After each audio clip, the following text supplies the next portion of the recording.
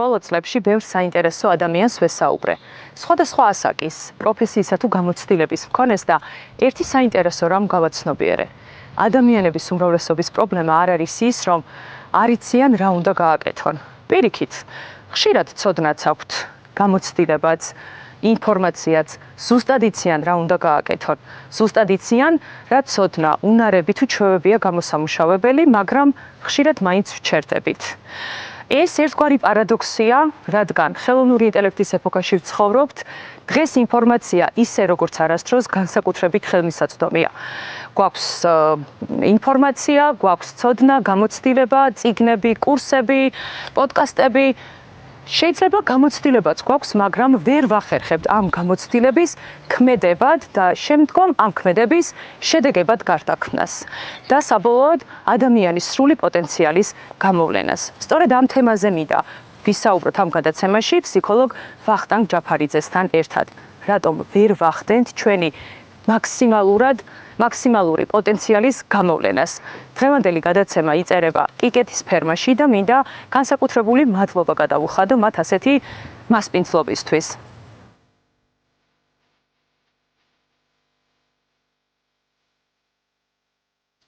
მოგესალმებით. თვითფლობა აგრძელებს ფსიქოლოგიური რუბრიკის თემის განხილვას. ამჟამად გიერთდებით განსხვავებული სივრციდან, კიკეთის ფერმაში ვართ. დღეს ჩემი სტუმარი ტრადიციისამებრ ფსიქოლოგიური რუბრიკის ფარგლებში არის ფსიქოლოგი ვახტანგ ჯაფარიძე. ვახო, გამარჯობა. გამარჯობა. დღევანდელი თემა მინდა დავუთმოთ ერთ საინტერესო მდგომარეობას ადამიანისას, როდესაც ჩვენ ხშირად ვკარგავთ საკუთარ პოტენციალთან კავშირს. ხშირად ყველაფერი გვაქვს იმისთვის, რომ ვიმოქმედოთ, გვაქვს ცოდნა, უნარები, ჩვევებიც, ინფორმაციაც. თითქოს ვიცით ზუსტად რა უნდა გავაკეთოთ, მაგრამ ვჩერდებით. როგორ ფიქრობ, რა არის ერთ-ერთი მთავარი მიზეზი იმისა, რაც ამ მდგომარეობაში იწვევს ჩვენს გაჩერებას? რამდენიმე რაღაცა, ერთ-ერთი არის мотиваციის დაკარგვა. არსებობს ორი ტიპის мотиваცია, გაქცევის мотиваცია, როდესაც შენ ცხოვრებაში ხდება რაღაცა დისკომფორტი და შენ ამ დისკომფორტს გაურბი ხარ. და სანამ ეს დისკომფორტი არის, მანამდე შენ ხარ აქტიური, დისკომფორტი გათავდა, ან ისეთი ინტენსიური აღარ არის, შესაბამისად ის ენერგია, რომლის გამომუშავებაც ხდებოდა აი ამ დისკომფორტის გამო, ესეც გაჩერდა, თუ შენ შეერდები. ძალიან ხშირი სიტუაცია, როდესაც ადამიანი არის მაგალითად უფულოდ, ფინანსურად გაჭირვებული, შემდეგ იწყებს რაღაცა მოქმედებების განხორციელებას იმისთვის, რომ გაუჩნდეს ფული, და როგორც კი გაუჩნდა რაღაცა რაოდენობის ფული და ასე ვთქვათ, ხვალ მშიერი არ მოკვდება, ჩერდება. არა და აქვს მეტის პოტენციალი მაგალითად. ეს არის ძალიან ხშირი ჩივილი გაყიდვების სამსახურში. აი აიყვანეს ადამიანი, მიაღწია მან რაღაცა ზღვარს, ასე ვთქვათ, რაღაცა მაჩვენებლებს, რაღაცა გაყიდვებს აკეთებს. სთავაზობენ უფრო კაი პირობებს, ბონუსებს, ანუ ზრდის პირობები აქვს დიდი. რომ მასაც კონდეს, ასე ვთქვათ, უფრო მეტი შემოსავალი. ადამიანები ჩერდება, კარგავენ мотиваციას. რატო? იმიტომ რომ ნასწავლი აქვს ცხოვრებაში, ბავშვობაში თუ დიდებაში, საკუთარი თავის მოტივირება დისკომფორტით. ანუ დისკომფორტი არ არის, мотиваციაც არ არის შესაბამისად. მეორე მიზეზი, რატომაც შეიძლება გაჩერდეს ადამიანი და არ იყენებდეს თავის პოტენციალს, ეს არის საზრისების დაკარგვა. როდესაც დაკარგულია პასუხი შეკითხვაზე, რისთვის ვაკეთო ეს ყველაფერი. ფსიქოთერაპიაში ვლინდება ხოლმე ძალიან კარგად, როდესაც ფსიქოთერაპიის ფორმატში მუშაობ ადამიანებთან. მაგალითი, მამაკაცი რაღაცას ინტენსიურად აკეთებს, შრომობს, ვითარდება და მისი мотиваციის ნაწილი არის ოჯახის კეთილდღეობა. შემდეგ ურთიერთობები ერევა მეორე ნახევართან და მისი мотиваციაც სადღაც ქრება. და ეს შინაგანი ჟინი არ აქვს. აქ საქმე არის, ასე ვთქვათ, საზრისებთან და ღირებულებებთან, რისთვის. თუ ეს, ასე ვთქვათ, რაღაცა ფორმით ჩამოიშალა, აქაც შეიძლება twin-მა სხეულს მიცეს ბრძანება გაჩერდი და ენერგიის გამომუშავება ვეღარ ხდებოდეს. კიდე ერთი მიზეზი უკავშირდება პირდაპირ საინფორმაციო საუკუნეს. კონკრეტულად როდესაც ინფორმაციის მოწოდება ესეთი სიჩქარით ხდება და სოციმედიაში, მაგალითად, თუ დავაკვირდებით, როგორ იქცევა სოციმედიის მომხმარებელი, რამდენიმე წამის განმავლობაში თუ მისი ინტერესი არ იქნა გამოწვეული, სკროლავს აგრძელებს, ასე ვთქვათ, არ ჩერდება აქ მისი ყურადღება. შესაბამისად, ადამიანებმა ისწავლეს, რომ საინტერესო ნიშნავს სწრაფს. და როდესაც მე გეგმავ რაღაცა მოქმედებებს და შედეგი შეიძლება დადგეს, მაგალითად, 3 თვეში, 9 წელიწადში, 1 წელიწადში. აი მაშინვე ვერ ვღებულობ ამ სიამოვნებას, ხო, შედეგისგან. და შესაბამისად, twin-ი გაუცნობიერებლად ამას აღიქვავს, როგორც უინტერესოს. და ამ მიმართულებით ენერგიას აღარ მიმართავს. ეს ამ თემაზე მაყურებელმა მოგწერა ერთი საინტერესო კითხვა. გაორებული აზროვნებით გამოწვეული ტანჯვა მაქვს. სულ ვიჭედები გადაწყვეტილებებში. რას ავირჩევ, არასდროს მომწონს. არც ის, რაც მეორე იყო. მოკლედ, გაორება მინდა მოვიშორო. როგორ? აქ გაორება არ არის, აქ არის გადაწყვეტილების მიღების სტრატეგიის უვარგისობა. ამ შემთხვევაში გაორების შემთხვევაში გაორება რო ყოფილიყო, მაგალითად გაორება რა არის შინაგანი კონფლიქტი, თორე კლინიკური გაორება შიზოფრენია, ხო? ეს რომ იყოს შინაგანი კონფლიქტი და მე მაგალითად რაღაცა მომენტში ვძლიე საკუთარ თავს და ავირჩიე, რაღაცა არჩევანი გავაკეთე, შემდეგ პირიქით ძალიან ბევრი არგუმენტი გამიჩნდებოდა, რატოა კარგი ის, რაც უკვე ავირჩიე. იმ შემთხვევაში თუ მაყურებელი გწერს, რომ მე ეს ავირჩიე, მაგრამ მაინც არ არის კარგი, ეს ნიშნავს, რომ აქ გაორება არაფერ შუაში არის.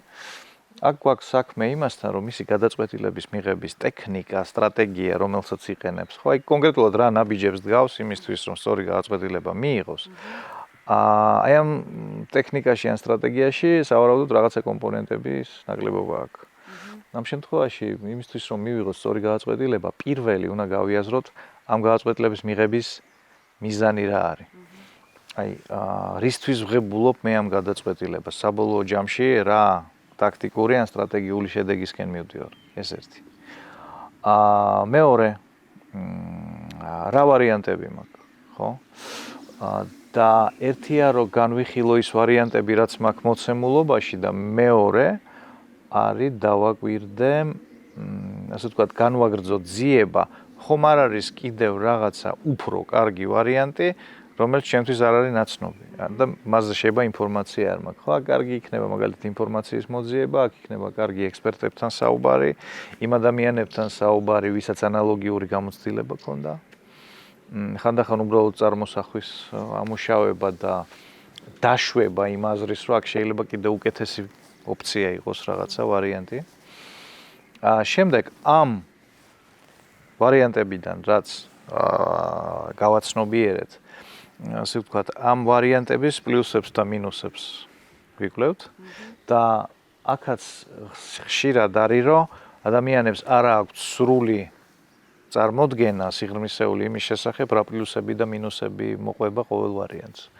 ხშირად ეს ზედაპირული ცოდნაა. ან ეს არის, ნუ აი ესე იქნება, ლოგიკურად ხო ესეა, მაგრამ ცხოვრება გვიჩვენებს, რომ ხანდახან რაღაცები არალოგიკურადაც ხდება. ამის შემდეგ, რაც ადამიანმა გაარკვია, ასე ვთქვათ, რა პლუსები და მინუსები მოყვება ყველა ოფციას, ძალიან კარგი იქნება, რომ გაიაზროს გრძელვადიან პერსპექტივაში, როგორ იმოქმედებს ეს გადაწყვეტილება, ეს არჩევანი მის ცხოვრებაზე. რამდენი ხნის განმავლობაში, დროის რა პერიოდის განმავლობაში ვერ შეცვლის. აი ეს რას გავცი მეტროში რო ჩაჯდა. მიდიხარ და მომავალ შემდეგ გაჩერებამდე ნუ ვერ გამოხო. ხო და შესაბამისად მე თუ ეხლა ეს არჩევანი გავაკეთე, მე თუ ამ გზით წავედი, რა პერიოდის მანძილზე ზღუდავს ეს ჩემს შემდგომ არჩევანს. ამას რო გავიაზრებთ ყველაფერს, მინიმუმ 1 ღამე ვაცადოთ და დავიძინოთ. მივცეთ თავს დასვენების უკრა. არა, ქვეცნობიერს მივცეთ საშუალება რომ დაამუშავოს ეს ინფორმაცია. იმიტომ რომ იმისთვის რომ ინტუიცია კარგად მუშაობდეს, უნდა ჩატვირთოთ მონაცემები. თუ ყოველი ოფციის შესახებ სრული ამ კორექტული მონაცემები ავიღეთ, შევაგროვეთ ინფორმაცია და ჩვენთვის გასაგებია მიზანი, რისთვის ვღებულობთ ამ გადაწყვეტილებას, ანუ ეს ყველაფერი ჩავტვირთეთ. შემდეგ ძილის დროს ჩვენი ტვინი აგრძელებს ამაზე მუშაობას და დილით თუ ნორმალურად გვეძინა ღამე. სავარაუდოდ ჩვენი ინტუიცია უფრო სწორ გზას გვაჩვენებს. და იმ შემთხვევაში თუ რაციონალურად არის შენთვის მომხიბლელი ერთი გადაწყვეტილება და ინტუიციაც აქეთ კი ვიძგებს, დიდი ალბათობით სწორი გადაწყვეტილება ეს არის. თუ ინტუიციასა და შენთვის მიმზიდველ ვარიანტს შორის არის აღრევა, ეს ნიშნავს იმას, რომ შესაძლოა კიდევ რაღაცა ინფორმაცია გაკლია და სავარაუდოდ არ უნდა აჩქარდე ამ შემთხვევაში. და ასე ვთქვათ, კიდევ მეტი ინფორმაცია მოიპოვო. როდესაც მეტნაკლებად გასაგები გახდება, რომელი ვარიანტია შენთვის ყველაზე მისაღები და ხელსაყრელი, შემდეგ კიდევ ერთი კომპონენტი გადაწყვეტილების, სწორი გადაწყვეტილების მიღების, ეს არის რისკების გათვლა. რისკების გათვლაში ძალიან ხშირად წარმოიდგენენ ხოლმე, რომ უნდა ეცადო განჭვრიტო რა მოხდება. მე ცოტა სხვა ტაქტიკას შემოგთავაზებთ რისკების გათვლის, წარმოიდგინეთ, რომ მოხდა ყველაზე ცუდი, მაშინვე. აი ყველაფერი ჩავარდა. იმ შემთხვევაში თუ ასე ვთქვათ, ტოტალური წარუმატებლობა გვაქვს ამ გზით წასვლის შემთხვევაში, როგორი იქნება ზიანი? რამდენად ძლიერი იქნება ამ ზიანის დარტყმა?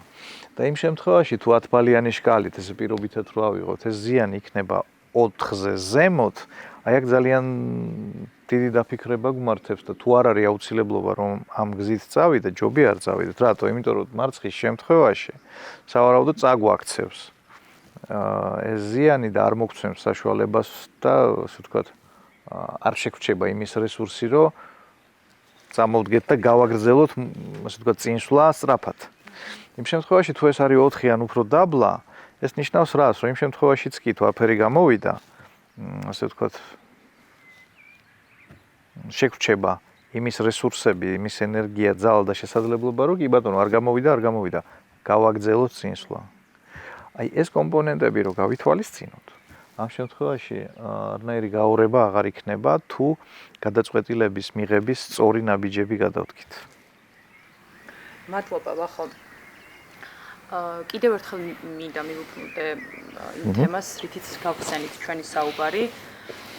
როგორ უნდა მიხვდეს ადამიანი, რომ რაღაც პრობლემაა მის თავს და სჭირდება მოგვარება ან შესაბამისი გზების მოძიება, მაშინ როდესაც აქვს ცოდნა, უნარები, დგამს ნაბიჯებს, მაგრამ შედეგებამდე ვერ მიდის. პოტენციალიც აქვს, მაგრამ არ ხდება თუნდაც მატერიალიზება მისი ამ პოტენციალის. და ეს ერთგვარი რაღაც წრეზე სიარულს გავს. და ხშირად შეიძლება ადამიანმა ვერც კი გააცნობიეროს, რომ აი ამ ერთ წრეზე ტრიალებს და რაღაც პრობლემა არა გარემოში, გარემოებებსა და გარე ადამიანებშია, არამედ რაღაც შიგნით არის მოსაგვარებელი, უნდა გავჩერდეთ, დავპაუზდეთ და კარგად მოვუსმინოთ იმ რაღაც ხმას თუ შიდა დაძაბულობას თუ პრობლემას, რაც რეალურად არ გვიბიძგებს შედეგამდე. იმისთვის რომ ერთ წრეზე არიან, რომ თავიდანვე სწორად უნდა დაგეგმო. პრობლემა იმაშია, რომ ჩვენს არსად სისტემურად არ გვასწავლიან მიზანდასახვას კორექტულად. არც სკოლაში, არც ინსტიტუტში, არც სახლში. შეიძლება გაგიმართლოს და ვიღაცამ გითხრას, რომ იცი იმისთვის რომ ერთ წრეზე არიან, რომ მიზანი უნდა დასახო აი ესე. ხო, მარტივი მაგალითი, ხო, მიზანს რო სახავ, როგორც მინიმუმ პროგრესის ერთი კრიტერიუმი უნდა იყოს გარე და ნახქმადი. ანუ რას გულისხმობ? თვალით ხილვადი უნდა იყოს. მაგალითად, იმ შემთხვევაში, თუ მე მაქვს რაღაცა ფინანსური მიზანი, აი უნდა მქონდეს წარმოდგენილი, ხო? რა დროებში, მაგალითად 1 თვეში, 2 თვეში, 3 თვეში, 4 თვეში, ნახევარ წელიწადში, 1 წელიწადში, ციფრებში რა უნდა ხდებოდეს? იმისთვის, რომ იმის კონსტატაცია მოვახდინო, რომ მაქვს პროგრესი. შესაბამისად, ნებისმიერი მიზნის დასახვის დროს აუცილებელია რომ არა მარტო შინაგანი, მაგალითად უფრო თავდაჯერებულად ვიგრძნობ თავს, რაღაც ვიქნები საკუთარი თავის მადლიერი. ეს ყველაფერი გადასარევია, მაგრამ ეს არის შიდა კრიტერიუმები. უნდა კონდეს გარე კრიტერიუმები. ბობი ფიშერმა ერთხელ თქვა ესეთი რაღაც, რომ შეგიძლიათ საკუთარ ძაღლს ეთამაშოთ ჭადრაკი და დაარქვათ ამას მსოფლიო ჩემპიონატის ფინალიო. თავარია ადამიანები რას იტყვიან, ხო? ამიტომ იმისთვის რომ ჩვენ სწორად დავსახოთ მიზანი, არის ესეთი ძალიან სასარგებლო შეკითხვა. სხვა ადამიანები როგორ მიხვდებიან, რომ მე ამას მივახციე? ანუ გარე თვალით დანახული სიტუაცია. გამოვიდეთ შიგნიდან. რაც შეეხება, ასე ვთქვათ, ამ ერთ წრეზე სიარულს და აქედან ვერ გამოსვლას, ამას მრავალი მიზეზი შეიძლება ქონდეს. შეიძლება ამას ქონდეს მენტალური მიზეზები, ემოციური მიზეზები, ჩვევითი მიზეზები, მაგრამ რომ გავამარტივოთ სიტუაცია, ეს ყველაფერი შეიძლება გავაერთიანოთ ერთ ტერმინში ჩრდილი. ანუ ადამიანს აქვს კონფლიქტი საკუთარ ჩრდილთან. ჩრდილთან კონფლიქტი ვლინდება ორი ფორმით. პირველი მაგალითად რაღაცეებს გეგმავ და არ ვიწყებ ამის კეთებას, აი სულ ენერგია არ მაქვს, სულ დღეს-ხვალ. გეგონება რაღაცა შიგნიდან მაჩერებს, მამოხრუჭებს, მყინავს, მაძინებს, იავნანას მღერის და ასე შემდეგ, ხო? ეს ერთი ფორმატი, ასე ვთქვათ, როდესაც ჩრდილი მოქმედებს როგორც შემაჩერებელი და მეორე არის აქტიური ნგრევის ფორმატი, როდესაც ჩემს ცხოვრებაში ხდება ასე ვთქვათ, ქაოსის შემომტანი მოვლენები. ახლა მაგ დაგეგმილი, მაგალითად დღეს რა უნდა ვაკეთო, ან ერთი კვირის მანძილზე რა უნდა ვაკეთო. აი ერთი თვის მანძილზე რა უნდა ვაკეთო. მაგალითად, ვიყიდე რაღაცა სასწავლო კურსი სოციმედიის მართვაში, ან ინგლისურში, ან კიდე რაღაც. არ აქვს მნიშვნელობა, აი რაღაცას უნდა მივყვე, ან სპორტზე დავიწყე სიარული მაგალითად. და უცებ იწყება. ხან ნათესავს დაემართა რაღაცა, ხან შენ გახდი ავად. ხან ანუ გინდა ამის კეთება, მაგრამ სულ ისეთი მოვლენები ლაგდება, არ გამოგდის ეს მოქმედება. თუმცა ენერგია გააქვს, ძალიანაც გინდა, მაგრამ არ გაძლევს საშუალებას მოქმედებისა გარემოებები. აი ეს არის ჩრდილის მოქმედების მეორე ფორმა, აქტიური ფორმა ამ შემთხვევაში, ხო? თუ გვაქვს საქმე ან ერთთან, ან მეორესთან, ეს არის შესაბამისად ფსიქოთერაპიის ფორმატი მთლიანად. და ამ შემთხვევაში რა უნდა გააკეთოთ? ეს ჩრდილი როგორ ყალიბდება საერთოდ? რატო შეიძლება რომ შენი ფსიქიკის რაღაცა ნაწილმა გაგიწიოს წინააღმდეგობა რაღაცა მოქმედებებში? აქ გამოვყოფთი ალბათ ორ რამეს. პირველი ეს არის, როდესაც შენი სულის რაღაცა ნაწილი დაითრხუნა. მაგალითად, იმისთვის რომ იმოქმედო, ჭირდება მიზანდასახულობა. წარმოვიდგინოთ, რომ შენ ცხოვრებაში ხდება ისეთი რაღაცეები, ხდებოდა, მოდი ესე ვთქვათ, ხო? როდესაც იყავი ძალიან მიზანდასახული, ამას მოყვა რაღაცა ცუდი. ან რაღაცა ჩააფლავე, ან დაგსაჯეს, ან გეჩხუბნენ და ასე შემდეგ. და შესაბამისად, შენ შეიძლება შენი ბავშვური ან მოზარდის ტვინით დაასკვნა გაუცნობიერებლად აბსოლუტურად, რომ რახან აქტივობას მოყვება რაღაცა ცუდი, ეს აქტივობა იდეაში პრინციპშია საზიანო რამ. და ვიწყებ ამ თვისების, ამ ასე ვთქვათ, მიზანდასახულობის კონცენტრაციის უნდა ის გადევნებას ფსიქიკის კარანტინში, ასე ვთქვათ, ჭრილში და შესაბამისად ვკარგავ მასთან წვდომას. ამ შემთხვევაში ჩერდება ყველაფერი, ხო? ანუ იმ რესურსთან, საკუთარი თავის იმ ნაწილთან აღარ მაქვს კავშირი, რომ ემოციის რესურსი უნდა მომცეს. მეორე ამბავი ხანდახან არის ეს საინტერესო, რომ ადამიანებს აქვთ მომავლის წაკითხვის უნარი. წინადგრძნობის, ხედვის, ახლა მოსმენის. და ხანდახან არ ვიცი, ქონიათ თუ არა ესეთ რამე ცხოვრებაში, რომ აი არ მოქმედებ და მე ხვდები, რომ რა კარგია, რომ დაიცადე და ასე ვთქვათ, არ გაინძერი ადგილიდან, იმიტომ რომ რაღაცა უსიამოვნება იყო, რაღაცა კრიზისი იყო და შენ რო აქტიურად გემოქმედა, აღმოჩნდებოდი შუა ეპიცენტრ რაღაცა საშინელებაში. იმიტომ რომ ჩვენს, ასე ვთქვათ, ჩვენი გადარჩენის სისტემის ერთ-ერთი შემადგენელი ნაწილია მომავლის განჭვრეტის უნარი. აი ყველა ვინც ომში ან სერიოზულ კრიზისულ სიტუაციებშია ნამყოფი, ამის შესახებ მათ შეუძლია ძალიან ბევრი მოგიყვნენ. ხო? და ხანდახან შენ გაჩერებს ეს უსაფრთხოების სისტემა. იმიტომ კი არა რომ ფსიქოლოგიურად გჭირს რაღაცა. იმიტომ აი პირობითად რომ წარმოვიდგინოთ რა, წარმოვიდგინეთ რომ აი მიდიხართ გემით. და შეხვედრით რაღაცა ვიწრო წყლებში. და გემზე გაქვთ ვერტფრენი. შეგიძლიათ ეს ვერტფრენი გაუშვათ წინ, რომ მან ესე ვთქვათ დაზვეროს, აბა იქ რა ხდება. მოვიდეს უკან და გითხრას, რომ ან ნორმალური გზაა და წავედით, ან გითხრას, რომ გაჩერდი, იმიტომ რომ მაგალითად იქ ხდება რაღაცა საჟინელება, ხო? აი დაახლოებით ამას აკეთებს ჩვენი ფსიქიკა. აი დეჟავიუ რო ემართებათ ხოლმე ადამიანებს, ხო? აი გეგონება აქ უკვე ვიყავი. ეს ძალიან საინტერესო ფენომენი. მოდი ესე ვთქვათ, რომ შენი ცნობიერების რაღაცა ნაწილმა ასე ვთქვათ, იმოგზაურა მომავალში, იქ დატესტა რაღაცეები, მოგიბრუნდა აქ და გაუცნობიერებლად, ასე ვთქვათ, შენი გადაწყვეტილებების მიღების პროცესში ღებულობს მონაწილეობას. და ხანდახან ძალიან კარგად გვიცავს ხოლმე ეს ამბავი. ხო და აქ ხანდახან ცოტა რთულია იმის განსხვავება, ეს თვით საბოტაჟია და ჭრდილთან მაქვს საქმე, ხო? თუ საქმე მაქვს ასე ვთქვათ, მომავალი კრიზისის განჭვრეტასთან და ამიტომ ვფრთხილობ და სწორად ვფრთხილობ. აქ პროფესიული კონსულტაციის დროს, ხო, აი ფსიქოთერაპიაზე, კოუჩინგზე ეს რაღაცა თვალნათელი ხდება ხოლმე, რომ კი, სწორად ვარ ახლა მე პასიური და ამ მიმართულებით ჯობია ცოტა ხანი გავჩერდე, სხვაგან მიმართო ჩემი ძალისხმევა, ან როგორ ხდება ხოლმე, იცი, მაგალითად რაღაცას დაამუშავებ, წინსვლა მაინც არ მოხდება. ჭრდილსაც დაველაპარაკეთ, შემოვირიგეთ, შინაგანი მთლიანობა აღვადგინეთ, მიზანიც მაქვს, გეგმაც მაქვს, შინაგან, ასე ვთქვათ, წინააღმდეგობას აღარ გვგრძნობ პირიქით ენერგიაზე, მაგრამ მაინც არ მივდივარ წინ. აი ეს ნიშნავს, რომ საკუთარი უსაფრთხოების სისტემა გიწევ. და უნდა გაჩერდე. რაც გინდა და გინდა ფარველი ანგელოზი და არ ვქვით, გინდა რაღაცა. მაგრამ ნუ ფაქტია მუშაობს. და რამდენადაც ვამბობთ, რომ არ გავჩერდეთ, ხშირად უნდა გავჩერდეთ და გაჩერება საჭირო და აუცილებელიც არის ასეთ შემთხვევაში. მე ესეთ ტერმინებში არ ვაზროვნებ, უნდა ვქნათ ან არ უნდა ვქნათ. მე ვაზროვნებ ტერმინებში, ეს სასარგებლო იქნება თუ არ იქნება სასარგებლო. იმიტომ რომ უნდა არ უნდა ობიექტურობას გაკარგინებს ხანდახან. აი, მაგალითად არის სამი რწმენა წარმოდგენა, ესეთ სამი იდეა, რომელსაც შეუძლია ნებისმიერ ადამიანს დაუნგრიოს ცხოვრება. ერთი არის რომ მე უნდა ვახცევდე წარმატებას. მეორე ადამიანებს უნდა მოვწონდე და მესამე ცხოვრება უნდა იყოს მარტივი. ცხოვრება უნდა იყოს კომფორტული.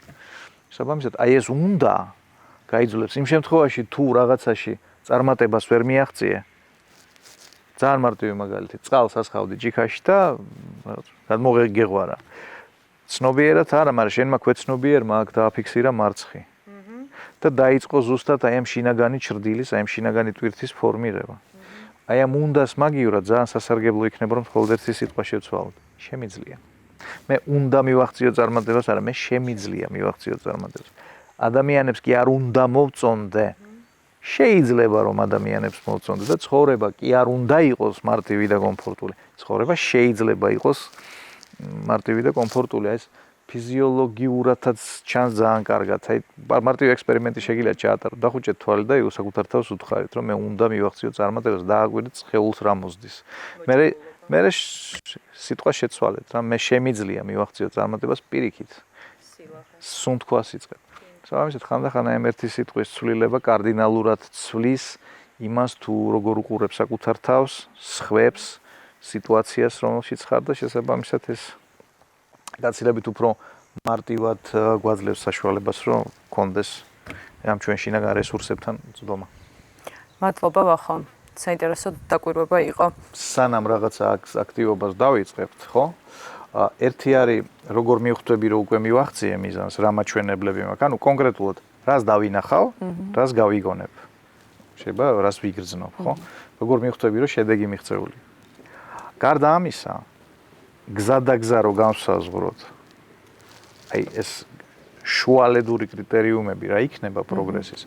აი ამ კრიტერიუმების სიცხადის შემთხვევაში, მაგალითად, თუ მე მივდივარ სწორად და მაგალითად ჩემი მიზანი არის 1 წლიანი, 1 წლის განმავლობაში მინდა გამომივიმუშაო რაღაცა კონკრეტული თანხა, ხო? თუ მე სწორად მივდივარ 3 თვეში რა სურათი უნდა მქონდეს, რას უნდა ვხედავდე, რა უნდა მესმოდეს, ასე ვთქვათ, რა ცვლილებებს უნდა აღვიქვავდე. 9 წელიწადში რა უნდა იყოს, 9 თვეში რა უნდა იყოს და ასე შემდეგ. ანუ გარდა მხოლოდ მიზნის მიღწევის რწმუნებულებების, ხო? ასევე კარგი იქნება რომ განსაზღვროთ ეს გზაში როგორ მივხვდები რომ სწორად მივდივარ წინ თუ მივდივარ უკან. ეს ერთი. ანუ კრიტერიუმების სწორი განსაზღვრა. მეორე ვარიანტი რაც არის, ასე ვთქვათ, მეორე მომენტი რაც არის მნიშვნელოვანი, ეს არის სწორი დაგეგმარება. რა არის სწორი დაგეგმარება, ხო?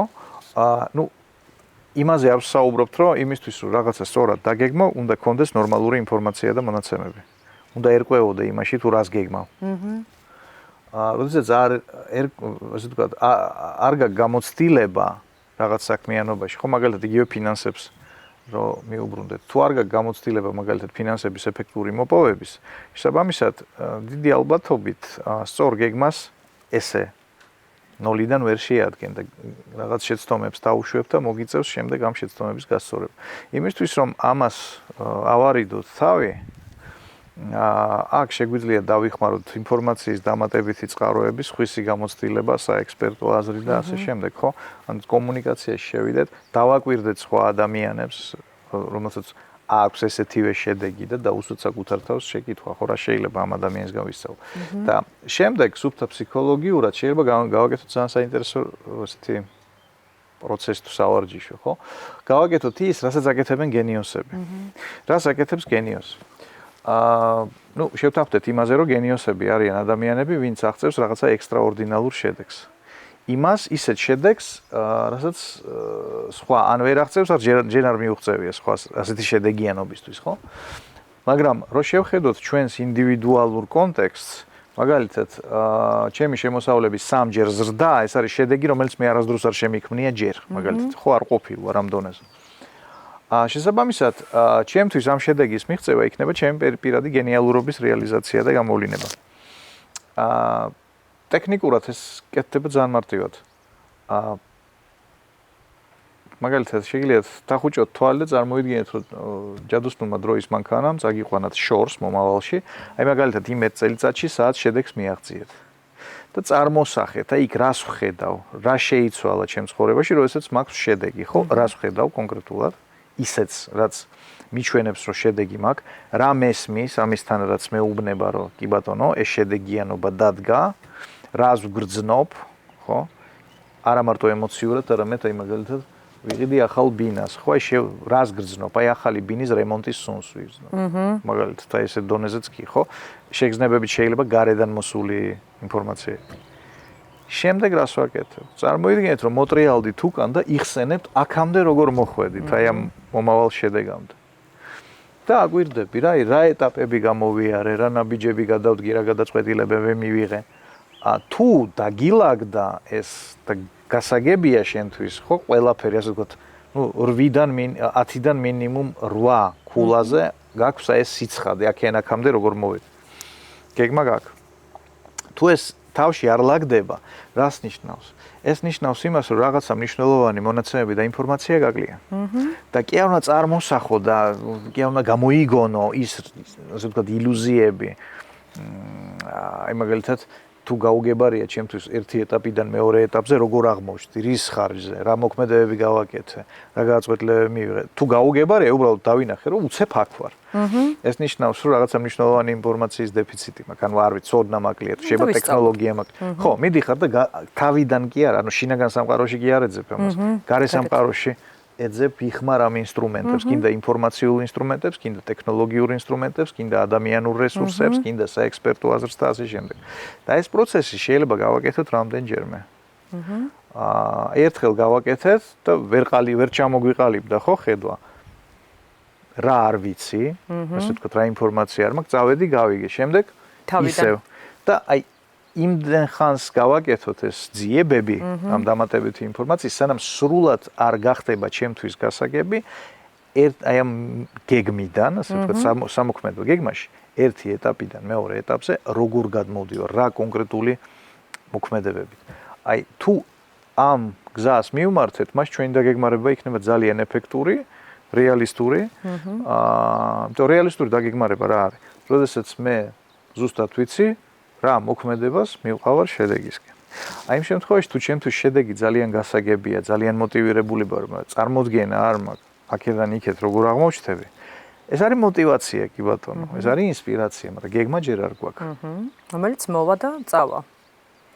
შეიძლება რაღაცა ნაბიჯების გადადგმაც კი დავიწყო, მაგრამ შეიძლება გამომივიდეს კიდეც. უბრალოდ ბევრი დრო დაგვეხარჯება ამ შეცდომების გამოსწორებაში და შეიძლება კიდე ემოციურად ისეთი გადაწყვეტილებები მივიღოთ, რომ საკუთარ თავს დავმართოთ რაღაცა უსიამოვნებები და რა ძალაა. ნამდვილად.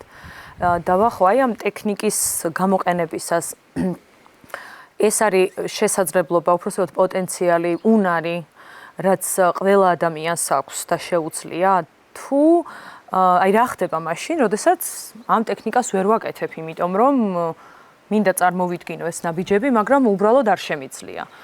ვიზუალურად არ შემიძლია წარმოვიდგინო. გგავ ორ სკამს ოთახში. ერთი სკამი არის აწმყო, მეორე სკამი არის მომავალი, სადაც მიზანს მივახციე. დაჯექით ჯერ ამ სკამზე, წარმოიდგინეთ იქით მიზანი, მერე გადაჯექით იქეთ. და აი ამ სივრცეში რა ხდება, გაიაზრეთ. ანუ თავიდან გარეთ გამოიტანეთ ეს პროცედურა, ასე ვთქვათ. ხო, სკამები, ფურცლები, რაღაცნაირად ორი წერტილი მონიშნეთ. და შესაძლებელია რომ ადამიანმა ესეც ვერ გამოუვიდეს? თუ ესეც ვერ გამოსდის, მაშინ ფსიქოთერაპიაზე მობრძანდით, იმიტომ რომ სავარაუდოდ მიზანდასახვაში არ არის საქმე. კი, ნამდვილად. საქმე შეიძლება იყოს მაგალითად იმაში, რომ ის თემა, რა თემასაც უკავშირდება მიზანდასახვა, შეიძლება იყოს ტრავმატული. ჩაკეტილი. მაგალითად, მინდა მეტი ფინანსები და სკოლაში მართმევდნენ ფულს და მცემდნენ. ანუ მიჩნდება ფული, მიჩნდება პრობლემა. შეიძლება ადამიანმა ვერც კი მიაწეროს ამას, ასე ვთქვათ, ესეთი მნიშვნელობა, ხო? ვერც კი იფიქროს, რომ აი ამ ეპიზოდების გამო შეიძლება ეხლა ვერ გამოსდიოდეს აზროვნების დალაგება. მაგალითად, მინდა ოჯახის შექმნა. ოჯახის შექმნა მოიცავს საკუთარ თავში შვილის გაჩენას. შესაძლოა პრაქტიკიდან ყვები მაგალითს, ესე იგი, ქალბატონის შვილი ვერ უჩნდებოდა 5 წელი, აღმოჩნდა ის, რომ სკოლამდე ლასაკში ბავშვობაში ქალი გადაყვა მშობიარობას მეზობლად. და ამის შესახებ იმდენად ემოციურად ისეთი ემოციური რეაქცია ჰქონდა სახლში მის, ასე ვთქვათ, მშობლებს და მეზობლებსაც, რომ შეეშინდა ადამიანს უბრალოდ, ასე ვთქვათ, დაორსულების. მისთვის ნიშნავდა, რომ შვილის გაჩენა უდრის სიკვდილს და შვილი რო არ გაგიჟდეს, ესე იგი ოჯახი არ უნდა შექმნა, იმიტომ რომ ოჯახს თუ ქმნი, იქით მიდიხარ, ხო, შვილის გაჩენისკენ. ხო და თუ აი ამ ასე ვთქვათ, რაღაცებს ვერ ვაკეთებ და ჩვენთვის გაუგებარია, რატო ვერ ვაკეთებთ, ხო? როდესაც ადამიანებზე ამბობენ, რომ მათ ვიზუალიზაციის უნარი არ აქვს, ნუ მაშინ საკუთარ თავს ვერ უნდა ცნობდეს სარკეში. სახლს ვერ უნდა აგნებდეს. წარმოიდგინე, სახლს რომ მიაგნო, მთელი ქალაქის ქუჩების სურათები გაქვს ჩალაგებული გონებაში და ზუსტად ხდება ამოცნობა. ამიტომ ვიზუალიზაციასთან ადამიანებს პრობლემა არ აქვს. პრობლემა არის ხოლმე მაშინ, როდესაც რაღაცა თემა ტრავმატული და ამიტომ აზროვნება იწყებს, ვთქვათ, ცუდად მუშაობას. თვითონ ტვინში ხდება როგორი პროცესები, იცით, აი ტვინის ემოციური ნაწილი, რომელიც ცუდად არის. მას მოაქვს საკუთარ თავზე მთელი რესურსები, აი ძალიან პირობითად რო ვთქვათ, დენი ვეღარ მიეწოდება ტვინის იმ ნაწილს, რომელიც ვიზუალიზაციაზე პასუხისმგებლია. ნამდვილად. ან მეორე შემთხვევა დაარწმუნეს ადამიანს, რომ ვიღაცამ ჩაუდო თავში, რომ შენ ვიზუალიზაცია არ შეგიძლია, ძალიან ხშირი ამბავია. როცა მაგას მეუნებიან და დამატებით კითხვებს რო უსვავ ხოლმე. ირკვევა, რომ ადამიანს აქვს ვიზუალიზაციის უნარი, უბრალოდ ეს მისი შინაგანი სურათები ვიზუალური არ არის ისეთი მკვეთრი, როგორც არის რეალობა. მაშინ მეუნებია, წარმოიდგინეთ ჩემს გვერდზე კიდე ერთი ვახო. წარმოიდგინე. აბა როგორ გვარჩევ ერთმანეთისგან, რომ მე ვარ რეალური და ეს არის შენი მოგონილი. ნუ ის ორი ცოტა ბუნდოვანი და გამჭვირვალე, ხო? მეორე ჩემი შექმნილის იქეთ კარადას ვხილავ მაგალითად რაღაც. მე ვეუნებე, აი შენ რომ ამის გარჩევის უნარი არ გქონდეს, ეს იქნებოდა ძალიან სერიოზული დაავადება ტვინის. გამოგონილს და რეალურს თუ ვერ არჩევ, ეს არის ფსიქოზი. ამიტომ აბსოლუტურად ყველა ადამიანს მეტნაკლებად აი ეს ვიზუალური სურათები აქვს ცოტა ბუნდოვანი, ცოტა გამჭვირვალე, ცოტა ეს არის აბსოლუტური ნორმა. ამაზე მეტი არც არის საჭირო. ხო, და მანდ არ არის დეტალებში და იდეალურ წარმოსახვაში მაგის საჭიროება არც დგას. ტექნიკის დონეზე მინიმალურიც საკმარისია. პატარა გადახვევა რომ გავაკეთოთ, ჩვენი პირველი ჩანაწერია ვახო ჩვენი პროექტის ფარგლებში, ასეთ განსაკუთრებულ და განსხვავებულ სივრცეში და ვფიქრობ, რომ ძალიან საინტერესოა, სასიამოვნოა და ამ ჩვენს თემასაც განსაკუთრებით უხდება ბუნებაში ყოფნა, კიკეთის ფერმაში ვიმყოფებით, კიდევ ერთხელ შეგახსენებთ და მინდა განსაკუთრებული მადლობა გადავუხადო მმართველ გუნდს, ადმინისტრაციას, მთელ გუნდს ძალიან გულისხმიერი მასპინძლობისთვის. კი ბატონო, ძალიან სასიამოვნო ადგილია და თვითონ ეს ბუნებასთან კონტაქტი ძალიან სიმბოლურია ეფექტურობისთვის, აი ჩვენს თემაში, რასაც ახლა ჩვენ ვსაუბრობთ, ხო? იმისთვის რომ შენ იყო ეფექტური, შედეგიანი და ენერგიული, ამ ბუნებრივ ციკლებს უნდა ითვალისწინებდე, ხო? და ადამიანებს ძალიან ხშირად ავიწყდებათ, სხვა შორის რომ მათი სხეული ბუნების ნაწილია. გქონიათ რომ ბუნება არის სადღაც იქ. და როდესაც ესეთ კონტექსტში აღმოჩნდები ხოლმე ბრუნდება ეს შეგრძნება, რომ შენი სხეულიც ბუნების ნაწილია. კავშირი ნამდვილად. და აქვე კიდევ ერთხელ მადლობას გადაგიხდი ამ ჩვენი თანამშრომლობისთვის, ამ პროექტის ფარგლებში. გაზიარებული ცოდვისთვის, ინფორმაციისთვის და ტექნიკებისთვის. ყოველთვის სიამოვნებს ხოლმე ესეთი რაღაცები. მიხარია. ვახო, ესე იგი გამოდის, რომ როდესაც გვაქვს ცოდნა, გამოცდილება, რაღაც მიზანს გვინდა მოკლედ მივაღწიოთ და ვიცი რომ ამ მიზნის მისაღწევად უნდა ავიღო რაღაც კურსი და მჭირდება ცოდნა და ინფორმაცია. ვისწავლე ეს კურსი გავიარე, ცოდნა მაქვს, ინფორმაცია მაქვს. მივხვდი რომ რაღაცა ახალი უნარი უნდა გამოვიმუშავ. ესეც მაქვს. მაგრამ ვამჩნევ რომ ეს არ გადადის შედეგებში. და თუნდაც დამხმარე ტექნიკად უკვე ვიყენებ აი ამ წარმოსახვას და ამას ვერ ვახერხებ. ესე იგი ეს იქნება ერთგვარი მანიშნებელი ჩვენთვის, რომ გარემოებებში არ არის პრობლემა. შეიძლება მე სწორნაბიჯებს ვდგამ, ანუ დაგეგმარებაშიც არ არის პრობლემა. შეიძლება ზუსტად დავგეგმე ის ნაბიჯები, რაც მიმიყვანს შედეგამდე. პიროვნულის და თუ პროფესიული ზრდა.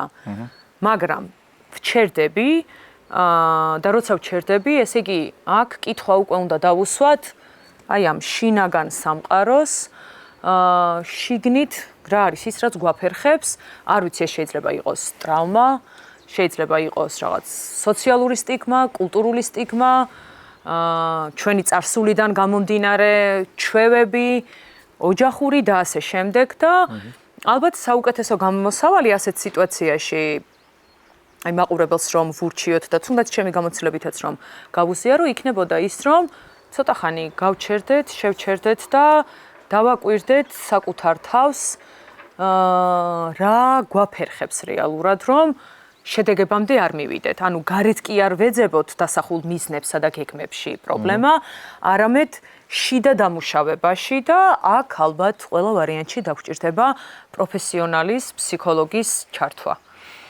იცი როგორ არის? პრობლემა იმაშია, რომ ეს ჭრდილი, რომელიც გაჩერებს, ჩვენ ამ ჭრდილს ვთრგუნავთ, უმალავთ საკუთარ თავს და შეიძლება ასე ვთქვათ, თუ არ იცი რაღაცა სპეციალური მეთოდები ამ ჭრდილთან, როგორ გახვიდე დიალოგზე და უთხრას ერთ რა გინდა რა სმერჩი. შეიძლება წლები იარო და ანალიზო ესე და არეფლექსირო და რეალურ მიზეზს ვერ ჩაწვდე. ძალიან ბევრს ვიცნობ ესე, რომ სულ რაღაცას სულ ტრენინგებზე დადიან, სულ რაღაცა ფსიქოლოგთან მუშაობენ, რაღაცა სულ წიგნებს კითხულობენ, კურსებს იღებენ და შედეგი აქვს ნოლთან მიახლოებული. შესაბამისად, აქ გჭირდება პროფესიონალის დახმარება იმ შემთხვევაში თუ არ იცი როგორ, ან გჭირდება იმ საკუთარ ჭრდილთან დიალოგის კონკრეტული მეთოდების ათვისება. იმიტომ რომ ფაქტობრივად ეს რას ნიშნავს, რომ საკუთარ სულთან ისწავლო ლაპარაკი, აი იმ ნაწილთან, რომელიც ოდესღაც გატისკე, გამდევნე, რომელიც შენზე შესაძლოა ნაწყენია. და შეიძლება რომ ეს რაღაც ტექნიკების დონეზე რაღაცები გავაზიაროთ მარტივად. ტექნიკების დონეზე რამაც ჭირდება, ასე ვთქვათ, ცოტა გავარჯიშება. მაგრამ იდეაში ტექნიკურად შესაძლებელია. იმ შემთხვევაში თუ ამ უმოქმედობას აქვს უბრალოდ გაჩერების ფორმატი. აფერი არ მიშლის უბრალოდ აი ვერა. ამ შემთხვევაში შეგიძლიათ გააკეთოთ ესეთი რაღაცა, დახუჭოთ თვალი, ცოტა ხანი მოდუნდეთ, სუნთქვას დააგვირდეთ. წარმოიდგინეთ, რომ გამოქვაბულის პირას გიხართ.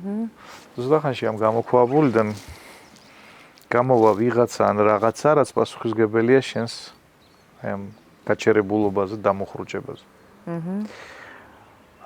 ეს პერსონაჟი შეიძლება იყოს საზიზღარი, შეიძლება იყოს საშიში, შეიძლება იყოს გაუგებარი, ხო?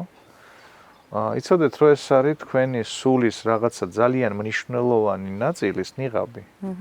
რომელიც ის გაიკეთა იმისთვის, რომ ხელი არ ახლა. თავს იცავს. შესაბამისად, პირველი რას ვაკეთებ, უხსნით მას, ვარგემტერები, მთელი გულით და სულით, მინდა გაგიგო. და აკითხებით ესეთ რაღაცას მაგალითად, რომ აი რა პლუსებია იმაში, რომ შენ ხარ ესეთი საშინელი მონსტრი მაგალითად. თუ რაღაცა პლუსები ხო? როგორ? პლუსები ვკითხოთ. მე ვაკეთებ რა არის კარგი იმაში, რომ შენ ხარ მაგალითად ან ესეთი საშინელი, ან ესეთი საზიზღარი, ან ესეთი გაუგებარი. მაგალითად შეიძლება გითხრას იღაც ესეთი რაღაც, რომ ჩემთვის ვარ გულროდ კარგად. დაცული ვარ. მაგალითად შეიძლება ესეთი პასუხი იყოს, შეიძლება სხვა პასუხები იყოს კიდე, ხო? ამის შემდეგ ეკითხები და რატო გადაწყვიტე, რომ ესეთი გამختارიყავით? და ეგ შეიძლება გაგახსენდეთ რაღაცა მომენტი თქვენი ცხოვრებიდან, რატო გადაწყვიტა თქვენი სულის რაღაცა ნაწილმა თქვენგანვე თავდაცვა. მარტივი მაგალითი, სხვას გადარებენ ბავშვობაში, შეინახე შენი კლასელი უკვე. რაღაცა მათემატიკაში რაღაც 5-ებს ღებულობს და შენ ანუ იმ შემთხვევაში თუ მე არ მღებულობენ და მე რატო არ ვღებულობ 5-ებს, ხო? თან მეუნებიან, რომ აი შენ სულ გარეთ რო დარბიხარ, დაჯექი იმეცადინე. ესე იგი ეს გარეთ სირბილი არის მოსაშორებელი. და გარეთ სირბილი რა არის? აქტივობა. და შესაბამისად, აი მომენტში ამბობ უარს აქტივობას და ყალიბდება ეს სტილი, რომელმაც აი ამ აქტიურმა ნაწილმა გაიკეთა ეს ნიღაბი და გადაწყვიტა რომ თავი დამანებეთ ახლა. რატო აკეთებს ამას? იმიტომ რომ მას უნდა რომ გადარჩეს. ყოველთვის როცა ჩვენ ვაიძულებთ საკუთარი სულის ნაწილს გადარჩენას სხვისგან ან ჩვენგან, ყალიბდება სტილი. ამის შემდეგ ვეკითხებით, რა გინდა რომ მითხრა? რა გინდა რომ მასწავლო? ვისმენთ ამ პასუხებს და შემდეგ წარმოიდგინეთ, რომ თქვენ აიღეთ და აი გახდით ეს პერსონაჟი, რომელიც აიქიდან გამოქვაბულიდან ამოვიდა და აცალეთ საკუთარ თავს 1-2-3 წუთი, რომ სხეულის დონეზე იგრძნოთ მის შინაგანი მდგომარეობა და აი ძალიან ხშირად, აი გარედან ხო არის ესეთი საშინელება რაღაც. საცეცებიანი და აი შიგნით უცებ აღმოაჩენთ რაღაცა ძალიან პოზიტიურ შინაგან მდგომარეობას და შემდეგ გაიაზრეთ აი შინაგანი პოზიტიური მდგომარეობა სად გაკლია ცხოვრებაში. სადა გაქვს ამის ნაკლებობა. და მაშინ ხდება საკუთარ ჭრილიდან გამოყავს ეს სულის ნაწილი, ეს ნიღაბი აღარ არის საჭირო და მთლიანობის აღდგენა ხდება. ეს უნარიც გიბრუნდება, შეიძლება ხვალ დილიდანვე არა, მაგრამ ეს ცოტა ხანში შეარ. იმ შემთხვევაში თუ ჭრილი, ასე ვთქვათ, გიტევს აქტიურად აი გიტევს ანუ არ მოყვება ხო? დაგეგმე, ხვალე დაგეგმე რაღაცა მოქმედებები და გასყდა მილი. აი შემთხვევითობა აი ყველაფერზე მასე რო ვიფიქროთ რომ ყველაფერი ჩემი ჭრილია შეიძლება გავგიჟდეთ, მაგრამ ეს თუ ხდება სისტემატიურად და ყოველთვის, იგი რაღაცაშია საქმე. ვიწევთ. ამ შემთხვევაში პროცესი იგივეა, ოღონდ წარმოიდგინეთ რომ გამოქვაბულიდან კი არ გამოვიდა, ზღვიდან ამოვიდა. ანუ როცა ხშირია გარე პრობლემები. ხო, მინდა ვიმოქმედო, მაგრამ გარე პირობები მიშლის. მაშინ წარმოიდგინეთ, რომ ზღვიდან ამოდის. რატო ზღვა? ზღვა არის ქაოსის სიმბოლო, არასტაბილური გარემო. შესაბამისად, ჭრილის ნაწილი შეიძლება ზღვის პერსონაჟი იყოს რაღაც. და მიწა არის უძრაობა პირიქით, ხო, გაჩერებული ხო, გამოქვაბული მიწის მეტაფორა. ძალიან საინტერესო ტექნიკაა ხო და მანდაც ვაკეთებთ ზუსტად ამ დიალოგს. ამ კი ბატონო, ანალოგიურად ხო გავარკვიოთ რა არის პლუსები იმაში, რომ ესეთი გახდა, რატო გადაწყვიტა, რომ ესეთი გამختارიყო, რა უნდა რომ მასწავლოს, რა უნდა რომ მითხრას. შემდეგ შევდივართ იქ, წარმოიდგინეთ რომ გახდით ეს ადამიანი.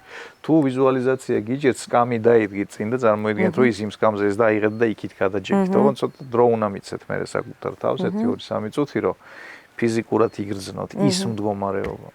და მე ეკითხებით საკუთარ თავს, რა ეს მდგომარეობა, რომელსაც ეხლა გრძნობს, სად მაკლია ეს ცხოვრებაში რა. ხდება ამ სტილის შემორიგება. უღრმესი მადლობა. იმიტომ რომ ვფიქრობ ძალიან მაგარი ტექნიკაა და შეიძლება რომ გამოვიყენოთ და უშუალოდ პრაქტიკულადაც გავაკეთე პროცესში. საკმაოდ ნაცნობი პროცესია ეს იუნგმა გამოიგონა ჯერ კიდევ ეს ტექნიკა და მიუხედავად იმისა რომ დიდი ხნისაა გადასარევად მუშაობს დღესაც. ვახო, ერთი ბუნებრივი კითხვა მიჩნდება. როდესაც ვცდილობთ თუნდაც ამ ტექნიკის გაკეთებას. ადამიანს სჭირდება თუ არა შესაბამისი მზაობა, ინფორმაციული ინტელექტის თუნდაც, რაღაც საკუთარ თავზე მუშაობა რო იტყვიან ხოლმე და ვეძებ რაღაცებს და ამ პროცესში ვარ, ან რაღაცებს ვარკვევ და აი ვიცი, ჩემი ბავშვობის რაღაცები, ტრავმები, ამიტომ ვიქცევი ესე და ასე შემდეგ, ანუ ჩახედული რო გაქვს ასე თუ ისე რა. ეს ყველაფერი ამისთვის საჭიროა, ან თუნდაც რაღაც ფსიქოლოგიურ რაღაცებში ელემენტარულად ერკვეოდე. აი ეს ინფორმაცია, ინტელექტი და გამოცდილება ამ ტექნიკისთვის აუცილებელი და საჭიროა, თუ ამ ყველაფრის გარეშეც ნებისმიერ ადამიანს შეუძლია. აი იმ ფორმით, რა ფორმითაც მე ახლა ეს ჩამოვთვალე. თუ აკეთებს და გამოგდით, ანუ კარგად ხდებით პროცესში, ასე ვთქვათ, შემდეგ შედეგს ხედავთ, რეალურ ცვლილებებს ხედავთ ცხოვრებაში. ესე გამოგდით. თუ რაღაცაში იჭედებით, ან აი ეს გაკეთების მცდელობისას ცუდად ხდები ემოციურად, ესე იგი ჯობია პროფესიონალს მიმართო დახმარებისთვის ამ შემთხვევაში. რაღაცა უფრო ღრმა თემებია დასამუშავებელი, რაც მოითხოვს ფსიქოლოგის, ფსიქოთერაპევტის. ღრმას არ ვიტყოდი, უფრო მტკივნეული. მტკივნეული, კი, მტკივნეული. ვახო, ბუნებრივად გადავედით თვითსაბოტაჟზე და ეს პირდაპირ ვთქვათ, ესეთი ტერმინია ესეც რა, ხშირად იყენებენ და პოპულარულსაც დავარქმევდი. რა არის სინამდვილეში თვითსაბოტაჟი და როდის მიმართავს ადამიანი მას? რა არის თვითსაბოტაჟი? გაცნობიერებული თვითსაბოტაჟი? თუნდაც გაუცნობიერებელი. თუ გაუცნობიერებელია, ეს არის ყველაფერი ის, რაც აქამდე ვილაპარაკეთ. თუ ცნობიერად, გაცნობიერებულად უწევს საკუთარ თავს საბოტაჟს, ეს უკვე არჩევანია. და რატო შეიძლება რომ ამას მიმართავდე? სხვა ნებისმიერი მიზეზით რატომაც შეიძლება აირჩიო, ვიცხოვრო უფრო ცუდად. შეიძლება ეს არის შენი შურისძიების ფორმა ვიღაცის მიმართ. აი ბავშვობაში ხო გახსოვს, აი ხა მოვტები და მივხვდებით, მე ვინ დაკარგეთ. უფროსებისგან ხო? ხო. და მე თუ ეს არის გაცნობიერებული არჩევანი საკუთარი თვითსაბოტაჟი, ხო, ეს არის არჩევანი, რომ როგორც წესი ვიღაცას მივაყენოთ კივილი, რომ იმის თავში შევიდეს, იმიტომ რომ სხვანაირად ვერ გავაგებინე. თუ ეს გაუცნობიერებელი, აი ვერ ხვდები, რატო ვერ ვაკეთებ და ასე ვთქვათ, ამ თვითსაბოტაჟს ორი ფორმა აქვს, ხო? ან ასე ვთქვათ, მინდა აი საქმეების მაგივრადაც მაგ გასაკეთებელი სხვა რაღაცებს ვაკეთებ ბუნებრივად. ან ამას ჭრდილთან ესეთი მეტოქეობის ფორმა აქვს. თუ სხვა რაღაცებს ვაკეთებ, იმის მაგ დაგეგმილი რაღაცა და ამის მაგივრად ვზივარ და ვსკროლავ ან რაღაცა შვები, ხო? და ძალიან ხშირი არის ეს პრობლემა. აი ხო, დააკვირდი როგორ რაღაცას წე. ის რასაც აკეთებ დაგეგმილის მაგივრად, აი იმის შედეგიანობა რამდენად სწრაფია. აკვირე რაღაცა კლიპი ჩავრთე. 30 წამში გამეცინა. შედეგი მივიღე. მეორე რაღაცა გავაკეთე, შედეგი მივიღე. ანუ სიამოვნება მივიღე, ხო? თუ ეს არის იმაზე სწრაფი, ვიდრე მე მაგ დაგეგმილი მოქმედებები, ხო? ასე ვთქვათ, ამის ჯილდო ცოტა შორს არის. ამ შემთხვევაში გვაქვს საქმე რასთან. აი, რაც თქვით, ხო, საინფორმაციო საუკუნის წყევლაა რა. რომ ტვინი ვეღარ აღიქვამს, როგორც საინტერესოს და მნიშვნელობას, ის არის ის, რაც არის ნელი. და ხანგრძლივი. კი ბატონო. იმიტომ რომ სწრაფ შედეგებს ვართ მოჭრილი. ხო, აქ ნერვულ სისტემას და ტვინს ხელოვნურად უნდა ვასწავლოთ ინტერესი აი იმ ჩვენი დაგეგმილი მოქმედებების მიმართ. ეს ტექნიკურად პრინციპში არ წარმოადგენს რაღაცა კოსმოსში გაფრენას. საკმაოდ მარტივი რაღაცაა. აქ ხო არ არის რამე ტექნიკა, რაც შეიძლება რომ მაგალითად აი მაყურებელს მოხდა ეს პრობლემა, რომ აი მეც მაქვს და როგორ შეიძლება რომ დავიხმარო ტექნიკა თუნდაც აქ უნდა გამოიყენო ასე ვთქვათ ივანე პავლოვის აღმოჩენა. გვახსოვს ალბათ სკოლის სახელმძღვანელოებიდან, რასაკეთებდა პავლოვი, მისი პირობითი რეფლექსის ექსპერიმენტი. ძაღლებს აძლევდა საჭმელს და რეკავდა ზარს. და ესე ბევრჯერ. შემდეგ რეკავდა ზარს, საჭმელს აღარ აძლევდა, მაგრამ გამოიყოფოდა მერწმი, ხო? ანუ ზარსა და ფიზიოლოგიურ რეაქციას შორის გაჩნდა კავშირი. ძაღლს თუ ჭირდება ბევრი გამეორება, ადამიანს ჭირდება ძალიან ცოტა გამეორება ამგვარად. როგორ შეიძლება ეს გაკეთდეს ტექნიკურად? მაგალითად, აი ფიქრობ, მაგ რაღაც ვარჯიშების კომპლექსი არჩეული, ხო, რაც ესე 15-20 წუთი ვაკეთებ სახში. ხუჭავ თვალს და ამაზე ვიწყებ ფიქრს. აი ამ ასე წარმოვიდგენ როგორ ვარჯიშობ. შემდეგ 0-დან 10-მდე ვაფასებ, რამდენად გრძნობ სიმსუბუქეს სიამოვნებას, აი რამდენად გრძნობ, რომ ეს მინდა და სიამოვნებს ახლა ამის კეთება, ხო, მაგალითად 2-იანზე. ან საერთოდ არ არის. პირველი, ანუ გავზომეთ, რამდენად მაქვს, რამდენად არის ჩემთან ესე ვთქვათ დაკავშირებული სიამოვნებასთან. ჩემ შემთხვევაში ვარჯიში, მაგრამ სხვა შემთხვევაში რაც გაგდაგეგმილი ხო რაღაცა აქტივობა. რაღაცის სწავლა, რაღაცის დაწერა, დასვლა რაღაც საქმეების გაკეთება. აი შემდეგ ვაკეთებ პირველი ვზომავთ. შემდეგ თვითონ ტექნიკას ვაკეთებ. თვითონ ტექნიკა მარტივასეთ კეთდება. მარცხენა ხელზე. რატო მარცხენა ხელი? იმიტომ რომ ჩვენი ტვინი ეს ჯვარედიანად აკონტროლებს ჩვენს სხეულს. შესაბამისად ჩვენ გვჭირდება წვდომა მარჯვენა ნახევარსფეროსთან. რატო? იმიტომ რომ მარჯვენა ნახევარსფერო არის პასუხისმგებელი ჩვენს ემოციებს.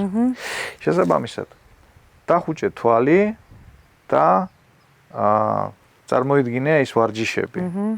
და სანამ ამას წარმოიდგენ, აი ესე ორი თითი, წერა თითი და შუა თითი დავადეთ ერთმანეთს, 1-5-10 წამი, ესე ცოტა მჭიდროდ და წარმოვიდგენ ამ დროს აი ამ როგორ ვარჯიშობ, ასე ვთქვათ, ხო?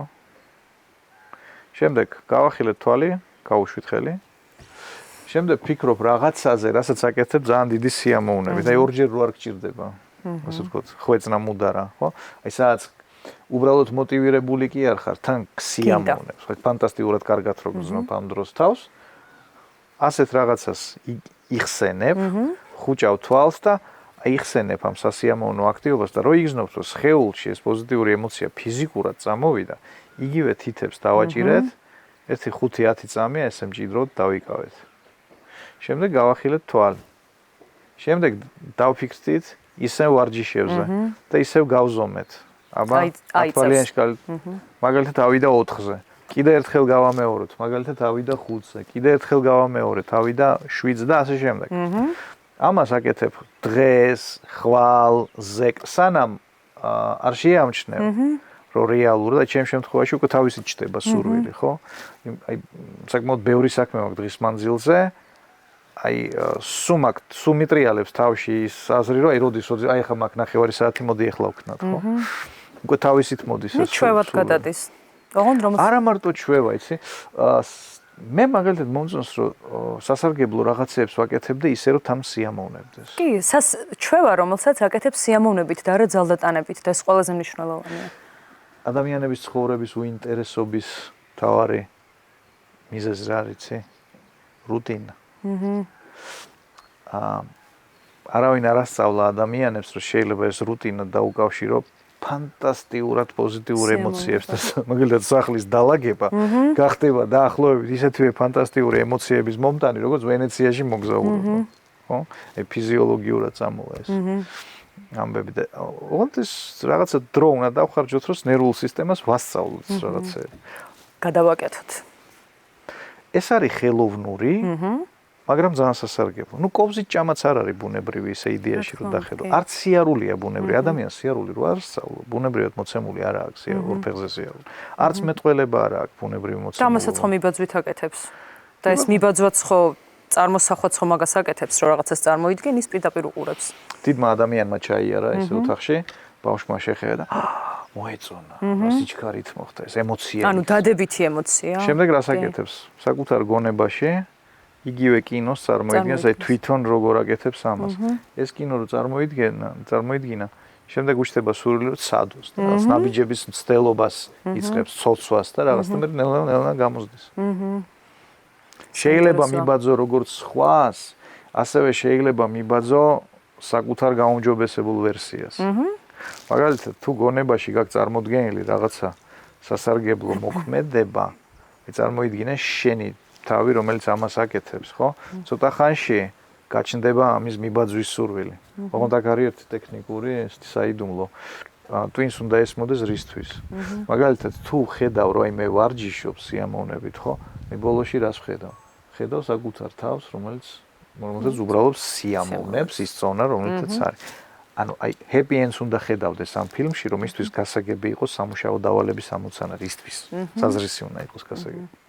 და დამოკიდებულებაც ძალიან მნიშვნელოვანია, რომ მიზანის სიამოვნებასთან არის დაკავშირებული და არა რაღაც დისციპლინასთან და ესე უნდა იყოს და ისევ აკრძალო არა რაღაც ჩარჩოებთან და უნდასთან, ისევ მანდმედივართ უნდასთან. რაღაცა, ეს პლანეტა საკმაოდ დისკომფორტულია და ადამიანს ძალიან ბევრ დისკომფორტთან უწევს გამკლავება. მაგრამ იქ სადაც არის შესაძლებელი რომ სიამოვნება დავამატოთ ცხოვრებას, რადგანაც არა. იმიტომ რომ ძალიან მნიშვნელოვანი უნარია დისკომფორტის პირობებში, ასე ვთქვათ, წინსვლის შენარჩუნება. ხო, როდესაც ძნელდება სიტუაცია, როდესაც ჩნდება რაღაცა წინაღობები, ხო? ამ შემთხვევაში შეუპოვრობა ძალიან მაგარი სკილია, ძალიან საჭირო რაღაცა, აუცილებელია. მაგრამ თუ მაქვს მხოლოდ ეს სკილი, თუ მხოლოდ ომის და გადარჩენის რეჟიმში ვარ, მე რას ვაკეთებ, იცი? აი, გარშემო ყველა პრობლემა რო გაქრა, მე თვითონ ვიქმნი პრობლემებს და სირთულეებს იმისთვის, რომ ისევ გამიჩნდეს იმის შეგრძნება, რომ მე ცოცხალი ვარ. ანუ ერთი არის გადარჩენის უნარები, მეორე არის სიცოცხლის უნარები, ხო? ძალიან მნიშვნელოვანია როგორც შეუპოვრობა, ასევე აბსოლუტურ კომფორტში შემოქმედებითობის, საზრისიანობის, მოტივირებულობის შენარჩუნება. და ერთის და მეორეს ტექნიკურად არის სწავლის საკითხი.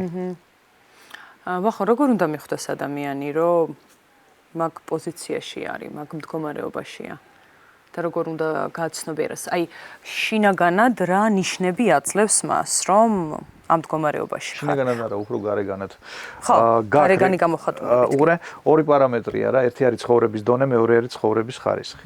ცხოვრების დონე ნიშნავს რა რესურსებთან გაქვს დომა.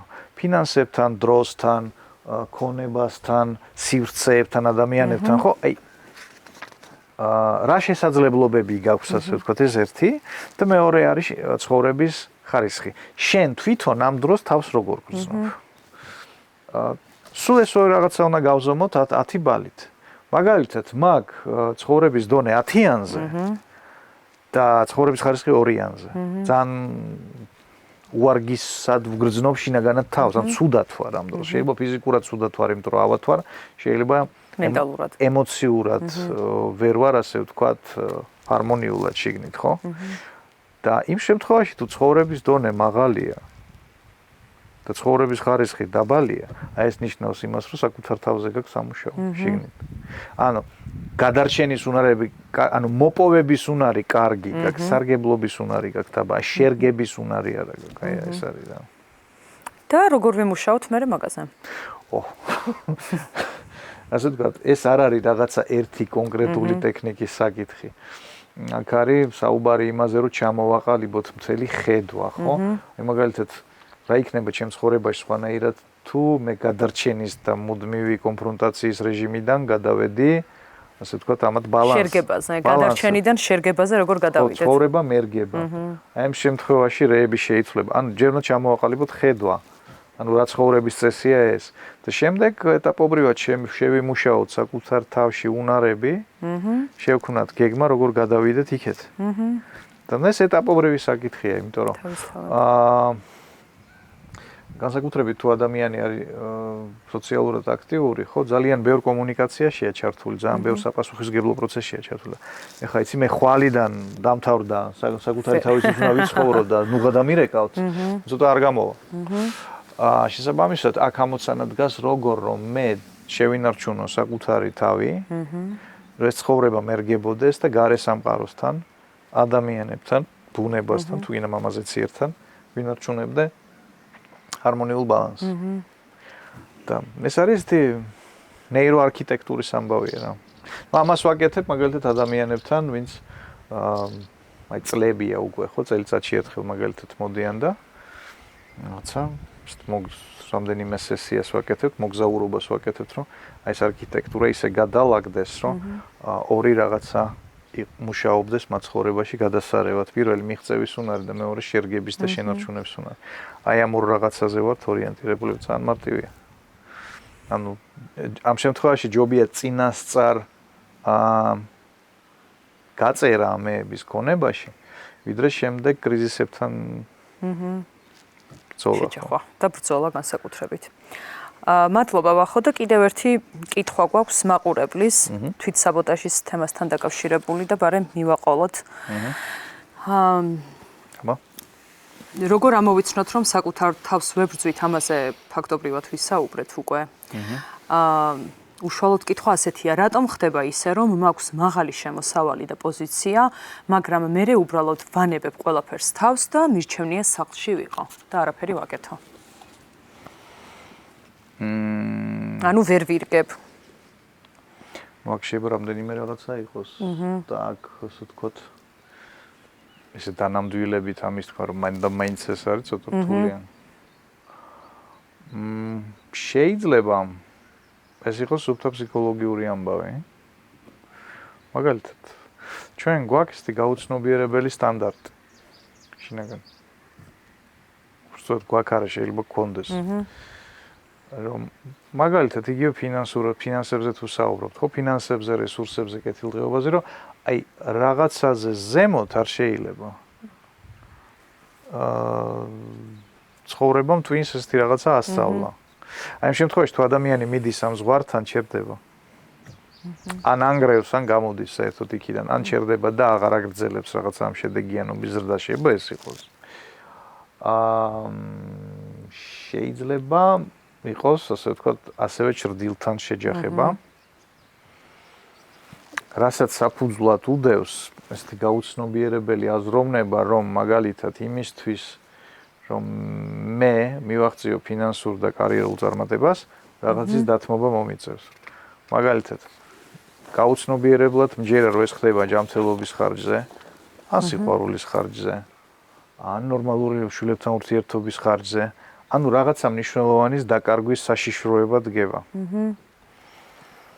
ამ შემთხვევაში გაუცნობიერებლად იმისთვის რომ არ დაკარგოს ეს მეორე რაღაცა ადამიანი ჩერდება. მაგრამ საქმე იმაშია რომ ერთი მარტივი ვირუსი აქვს რა ერთი მენტალური რომ იმისთვის რომ ერთი მიიღო მეორე უნდა დაკარგო.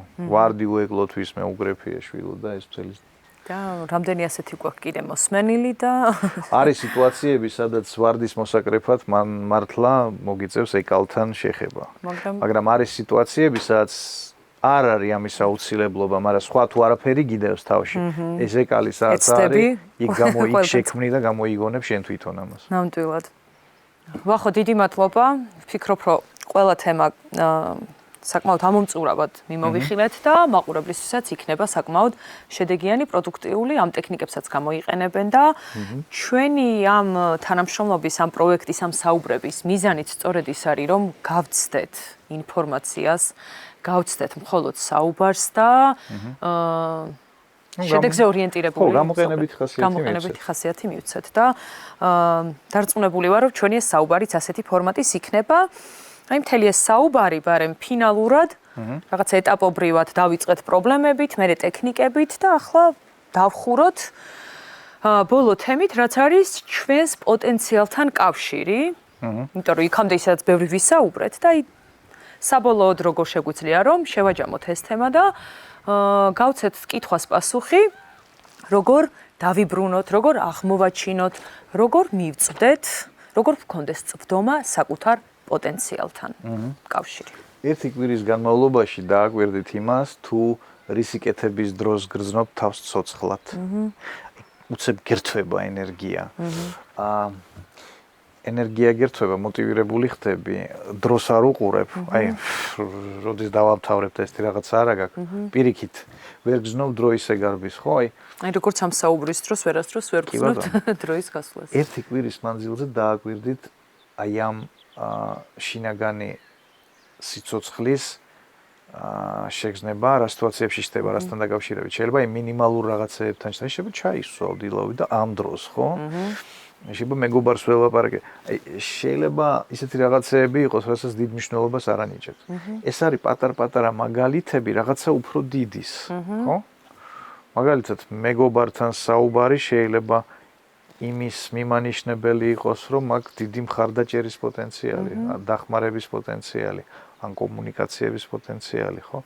ჩაისმა რა შეიძლება იყოს, ხო? დაგემოვნების პოტენციალი მაქვს, ადამიანების კომფორტის შექმნის პოტენციალი მაქვს. ანუ აი ამ კერძო რაღაცეებიდან ვეცადოთ, რომ რაღაცა განზოგადებული პოტენციალი დავინახოთ, ეს ერთი.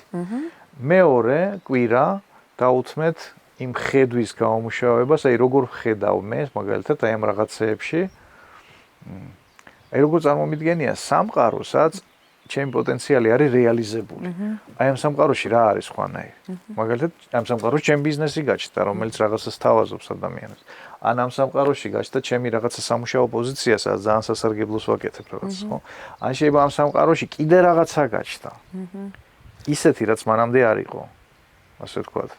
ან იმ ადგილას არ იყო, სადაც მე ამას ვაკეთებ.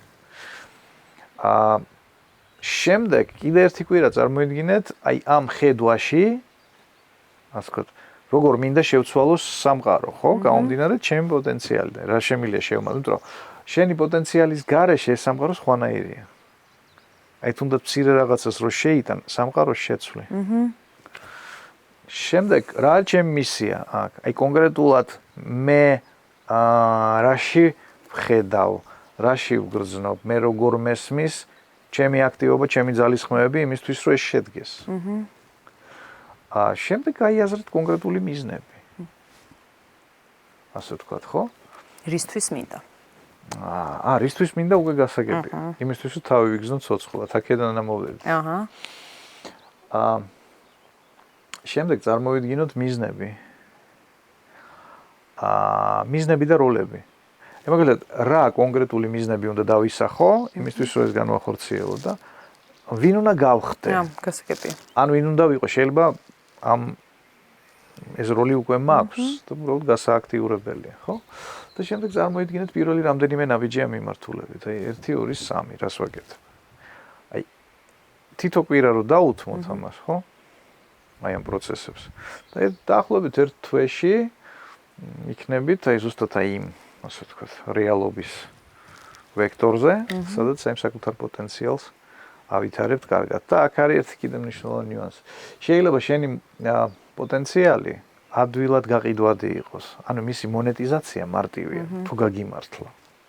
მაგალითად, მე ძალიან მომწონს, რასაც ვაკეთებ და კარგად არის მონეტიზირებადი. შესაბამისად, არ მაქვს მე კიდე რაღაცა სხვა ბიზნესები არ ვაკეთებ, ხო? ეს არის ჩემი ძირითადი საქმე. მაგრამ შეიძლება აღმოჩნდეს, რომ ის რისიკეთების დროსაც შენს აი ესე გრძნობ თავს ცოცხლად, აი რისიკეთებაც გულით და სულით გინდა, შეიძლება არ იყოს ესეთი მონეტიზაციის, ასე ვთქვათ, მქონე პოტენციალი არ ქონდეს, არ იყიდება ესე კარგად. აი ამ შემთხვევაში იმის დაფიქრებაც გჭირდება, ასე ვთქვათ, აი ამ დამატებით სახსრებს როგორ შევქმნი იმისთვის, რომ ბანალურად ვიცხოვრო და კარგად ვიცხოვრო, ხო? თან ვაკეთო ის, რაც მომწონს. ხო, ხობად, სიამოვნებად. კი ბატონო. შეიძლება მე დროთა განმავლობაში, ხო? ეს არ იყო, მაგრამ მე გახდეს გაკეთებადი, მაგრამ აქ და ამჟამადაც გვინდა რომ ნორმალურად ვიცხოვროთ, ხო? ნამდვილად გეთანხმები და ბოლო კითხვა გვაქვს კიდე მაყურებლის ამ თემასთან დაკავშირებით. როგორ გადავაწყოთ ფსიქიკა ახალი პროფესიისთვის? ჩვევები, თავდაჯერება და სხვა. უბრალოდ როგორ რაღაცა არ ვიცი ახალ სიტუაციაში ხდები? არ აქვს მნიშვნელობა ეს ახალი პროფესია თუ ახალი ქვეყანა. აღმოჩნდი ახალ სიტუაციაში. აქ უნდა გვესმოდეს, რომ გონება რთავს სწრაფი დასწავლის პროცესებს. ესე ხდება ადაპტაცია. გონება ინტენსიურად სწავლობს, ასე ვთქვათ, აი გარემოს ადამიანებს ინფორმაციას, რაც ხდება დღის მანძილზე, აი ცდილობს მაქსიმალურად მიიღოს ეს ამბავი. ეს ხანდახან ქმნის დატვირთვას ფსიქიკაზე. ამიტომ იმ შემთხვევაში თუ რაღაც ახალ სიტუაციაში, მაგალითად ახალ პროფესიაში გიწევთ ადაპტაცია, გადაწყობა პირველი, ხო? აქ ჭირდებათ სტრესთან გამკლავების ტექნიკები. ფსიქოლოგიური ტექნიკები შეიძლება იყოს, შეიძლება სპორტი იყოს, შეიძლება მასაჟი იყოს, შეიძლება ცურვა იყოს, შეიძლება კიდე რაღაცა იყოს. ან ელემენტარული ან მინიმალური ტექნიკები რაც გააზიარეთ. პირობითად აი კვირაში ერთხელ სტრესი მოხსნათ ნერვულ სისტემას. რატო? სტრესი თრგუნავს დასწავლის უნარიანობას და შემოქმედებითობას. ეს ერთი. შემდეგ წარმოიდგინეთ საკუთარი თავი, რომელმაც ასე ვთქვათ, აი ამ პროფესიაში მიაღწია წარმატებას, ხო? ამასთან სანამ ამას გააკეთებთ, ხომ გააზრებული უნდა გქონდეს რა, აი კონკრეტულად რა ფუნქციონალთან არის ეს დაკავშირებული, კონკრეტულად რის იკეთება მომიწევს. აი იმისთვის რომ ესენი ვაკეთო, ხო, როგორც თვისებების მქონე ადამიანი უნდა ვიყო. აქ მარტივია, გაიხედე გვერდზე და შეხედე ადამიანებს 1, 2, 3-ს, ვისაც ამ პროფესიაში უკვე აქვს წარმატება და რა საერთო თვისებები აქვს, რა ერთიანად. მე შეხედე შენ თავს, რამდენად გაქვს შენ ეს თვისებები მოცემულობაში. და თუ ეს თვისებები გაქვს მოცემული არასაკმარისად, ასეთ არა გაქვს, ну, მაშინ დავგეგმოთ ამ ამას ვთქვათ, უნარების, ამ თვისებების შეძენა. თუ იცი როგორ კეთდება შენ თვითონ გააკეთე, თუ არ იცი, აი კოუჩინგის საქმე ზუსტად ეგ არის მაგალითად, ხო? დაგეხმარო საკუთარ თავში გამოიმუშაო ისეთი თვისებები, რაც მოგცემს საშუალებას, რომ ისეთ შედეგიანობა დადო, რასაც მანამდე ვერ შვებოდი. ეს არის ალგორითმი ესა. მადლობა ვახო. ძალიან სასიამოვნო საუბარი გქონდა, ვფიქრობ. და რამდენიმე თემა მიმოვიხილეთ ჩვენი პროექტის ფარგლებში და გეგმილი გვაქვს შევახსენებთ მაყურებელს. რამდენიმე კონკრეტული თემა, რაც ჩვენ თავად განვსაზღვრეთ. ჩვენი აზრით და საჭიროებებიდან გამომდინარე, აი ამ გადაცემაში გავაერთიანეთ რამდენიმე თემა. და მაყურებელს მინდა მივმართო ორივეს ჩვენი სახელით, რომ თუ განსხვავებული პრობლემები, განსხვავებული თემები გამოიკვეთა, მოგწერონ, მოგვაწოდონ ის ინფორმაცია და შეგვიძლია რომ უშუალოდ იმ პრობლემაზე და თემაზე დავგეგმოთ ჩვენი შემდეგი საუბარი, რომ იყოს მაქსიმალურად შედეგზე ორიენტირებული და ეფექტური. იმისთვის რომ აქ მაქსიმალური შედეგიანობა მივიღოთ, აი მე მაყურებლებს მოვუწოდებ, რომ დაფიქრდნენ როგორ რაღაცაზე, იცი? არის ის შეცვლა არ გამოსდით თვითონ და მოგიდებლოთ. აი მინდა რაღაცა შევცვალო და არ გამომდის. აი ეს არის საინტერესო, იმიტომ რომ აქ შეგვიძლია ჩვენ ძალიან ღირებული ინსტრუმენტები და იდეები მივაწოდოთ ამ შემთხვევაში. იმიტომ რომ იმისთვის რომ მიხვდე რა გინდა შეცვალო, ჯერ უნდა გაიაზრო, ხო, რისთვის მინდა ეს შევცვალო. მიზანზე უნდა დაიწყო ფიქრი. იმიტომ რომ ძალიან ხშირია რომ ადამიანს აქვს რაღაცა პრობლემა და არ უსვავს საკუთარ თავს შეკითხვას ამ პრობლემის მაგივრად. რა მინდა? მიზანი რა მაქვს საერთოდ? რა მიმართულებით მინდა მოძრაობა და იქნება გამომდის მე თვითონ ყოველგვარი ფსიქოლოგიის გარეშე, ხო? აი, ამიტომ ამაზე თუ დაფიქრდებით, რომ ასე ვთქვათ, რა მინდა შევცვალო და მიშლის რამე ხელს. თუ ხელს მიშლის რამე, რა მიშლის, ხო? რა რისი შეცვლა არ გამომდის? აი, შეგვიძლია ძალიან საინტერესო, ძალიან ღირებული რაღაცები გავაკეთოთ ამ მიმართულებით. ნამდვილად და ძალიან საინტერესო არის ამ პროცესში ეს ინტერაქცია და მათი უკავშირი მათი ინტერესების გამოვლენა, შეხმიანება და ჩვენი თანამშრომლობის შემდგომ ასე გაგრძელება. გემშვიდობებით კიკეთის ფერმიდან, ამ არაჩვეულებრივი გარემოდან კიდევ ერთხელ მადლობა კიკეთის ფერმას არაჩვეულებრივი მასპინძლობისთვის. და შევხვდებით შემდეგ გადაცემის ფორმატში უკვე სხვა მსგავსი ღია ლამაზი სივრციდან. მადლობა მოსმენისთვის.